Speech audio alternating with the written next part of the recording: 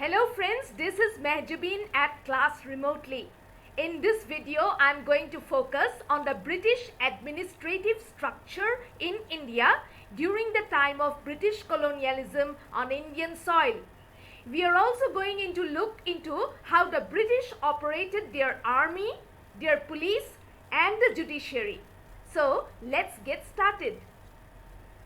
So let's talk about the army first. The British Army in India was initially a small one. The British had an army in each presidency for the purpose of self-protection. However, as they conquered more territories in India, they needed a bigger army to protect these territories from revolts and attacks. So, the British quickly expanded their army by recruiting a large number of local Indian soldiers. These Indian soldiers were called sepoys. The word sepoy was coined from the Urdu word for soldiers called sipahi. The officers in the army were all British though. The sepoys were paid better than the soldiers who served the Indian rulers. The sepoys also got to work in better working conditions. They got uniform and food too. At that time, the sepoys were a money-minded lot. They were open to serving anybody who would pay them well. The sepoys did not have any patriotic sense. They did not hesitate to fight the Indian states. Yet, these Indian sepoys did not have any sense of loyalty to the British too. The Revolt of 1857, which is also termed as the first major war of Indian independence, was initiated by the sepoys through a mutiny which is termed as the Sepoy Mutiny in Indian history. It is important to note that the commander-in-chief and all officers in the army were British, but Indian soldiers formed the bulk of the British army. By the early 19th century, the British Indian Army was one of the largest in the world. It was efficient, well-trained and well-equipped. The armies of the local Indian rulers were no match for the British Army. Now let's talk about the police. The British faced the challenge of maintaining law and order every time they occupied, expanded and annexed new territories in India. For this purpose, they set up the institution of police. In 1786, when Cornwallis became the Governor General of India, he restructured the system of police and made it modern.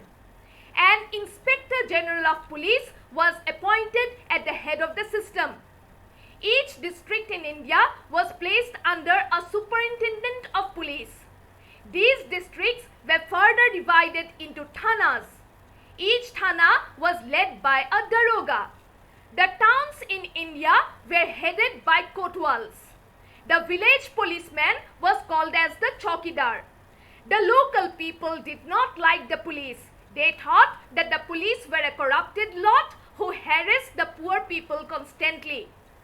The Indians who served in the police sector never got promoted beyond a certain rank.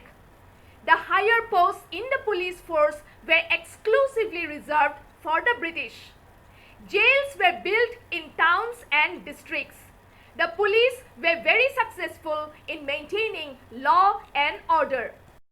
Now let's talk about the judiciary. A new judicial structure was created in India. This system was based on the British system of judiciary. Equal laws and punishments were applied to members of all castes. In the older system of judiciary in India, the members of the lower caste would have been given harsher punishments. A network of courts was also established in India.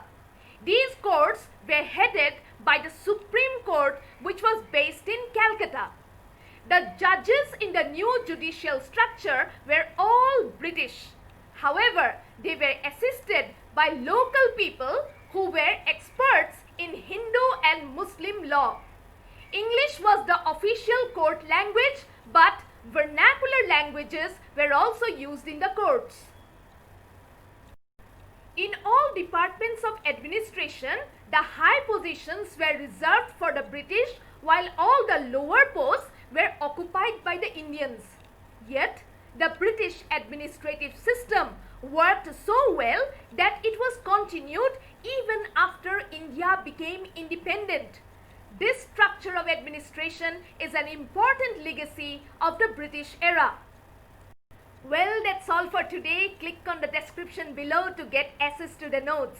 Do note that I upload handy information on English and history in this channel. Check out the playlist. Consider subscribing and give this video a like if you have found the content useful. We'll meet you again very soon. Bye.